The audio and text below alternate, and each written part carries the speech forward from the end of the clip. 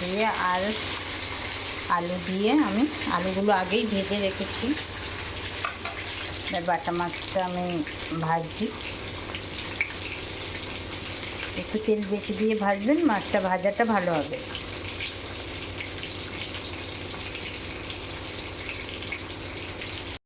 মাছের ঝোল বাটা মাছ দিয়ে আলু দিয়ে আর গাঠি করছে।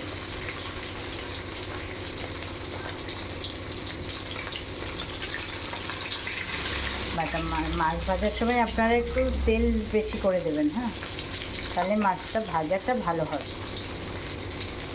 হয়ে গেছে মাছ ভাজা আমার।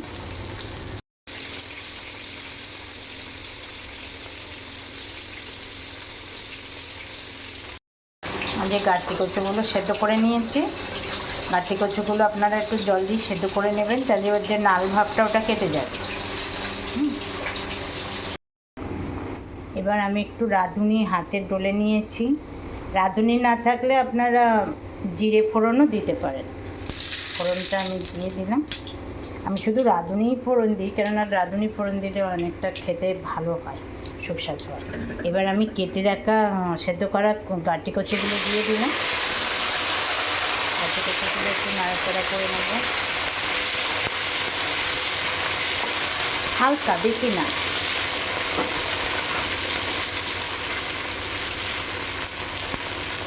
এবার এর মধ্যে আমি ভেজে রাখা আগে থেকে আলু ভাজাটা আপনাদের আমি দেখাইনি, কিন্তু আলুটা একটু ভেজে নিলে সেটা টেস্টি হয়। এর মধ্যে আমি এই আলু আগে থেকে ভেজে রাখা আলুগুলো দিয়ে দেবো, দিয়ে আবারও একটু নেড়ে চেড়ে নেবো।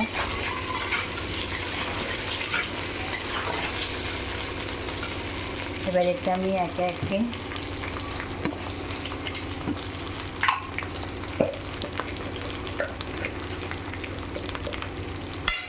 এক থেকে 1.5 চামচ মতন আমি লবণ দেবো। লবণটা আপনারা যে যেমন খান স্বাদ মতন দেবেন। লবণটা নিয়ে আমার কিছু বলার নেই। হলুদ গুঁড়ো,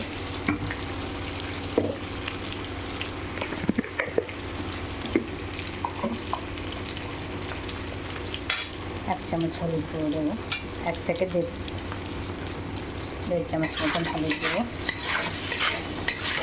এবার আমি একটু কালার হবার জন্য, যেহেতু আমার ছেলে আর মেয়ে না কালার, একটু কালার না হলে খেতে চায় না, আমি এটা পুরোটাই কাঁচা লঙ্কা দিয়েই করব, কাঁচা লঙ্কা চিড়ে।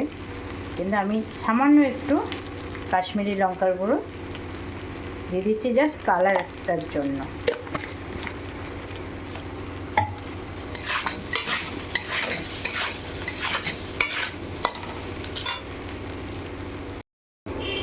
এবার আমি এতে 3টে কাঁচা লঙ্কার চিরা দিয়ে দিলাম, দিয়ে আবার একটু নাড়াচাড়া করে নিলাম। নিয়ে এবার আমি জল দিয়ে দেবো। জল আমি একটু বেশিই দেবো, যেহেতু গাঠি কচুটা আছে। গাঠি কচুটা কিন্তু সেদ্ধ করে নিয়েছি, তবু একটু সেদ্ধ হতেও দেরি হয়, তার জন্য আমি আর একটু সামান্য জল দেবো। অনেকে মাছটা ঝোলটা ফুটে উঠলে মাছ দেয়, তাতে কি মানে ঝোলটা নামানোর আগে মাছ দেয় অনেকে, কিন্তু তাতে না ঝোলটা খুব একটা স্বাদ লাগে না। আমি মাছটা এখনই দিয়ে দেবো, ঝোলের সঙ্গে সঙ্গে মাছটাও পড়বে, তাহলে তরকারির স্বাদটা আর অন্যরকম হয়ে যাবে। এবার আমি মশলাটা এতে করবো। আমি এতে জিরে বাটা আর আদা বাটা দেবো। আমি মশলাটা রেডি করে নিয়ে আসছি।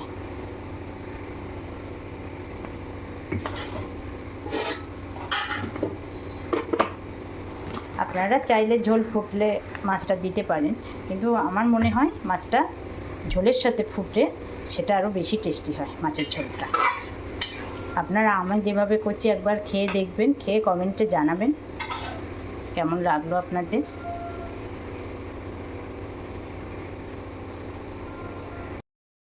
এবার আমি আদা বেটে নেব। আমি বাটা মশলাই খাই, আদা আর জিরে বাটা দেবো একটু।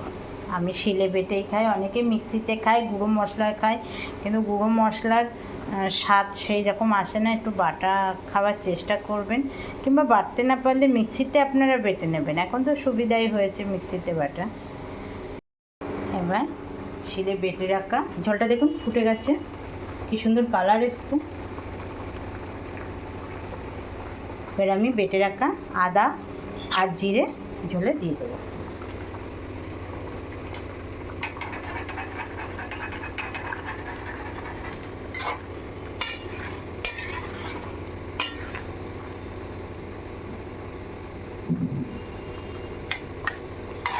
সেদ্ধ হয়নি, এবার একটু আমি ঢেকে দেবো যাতে ওটা 5 মিনিট মতন আমি ঢাকা দিয়ে দিলাম। আমি কিন্তু আপনাদের আজকে দুটো রেসিপি দেখাবো, একটা এঁচোড় চিংড়ি আর একটা বাটা মাছ দিয়ে গাটি কচুর ঝোল। এবার আমি ঢাকা করে দেখছি গাটি কচু দেখুন কি সুন্দর গলে গেছে, দেখুন কচুগুলো পুরো গলে মাখন একদম।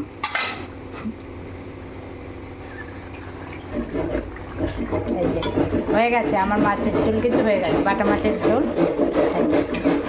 হয়ে গেছে। আপনারা রান্না করে খেয়ে দেখুন কেমন লাগে, খেয়ে কিন্তু আমাকে জানাবেন।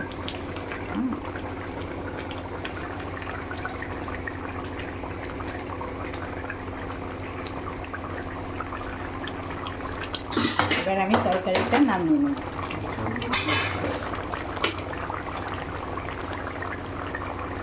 আমার কিন্তু মাছের ঝোল হয়ে গেছে, সুন্দর কালার দেখুন, একদম পাতলা ঝোল করেছি দেখুন। এইভাবে খেয়ে দেখবেন আপনারা।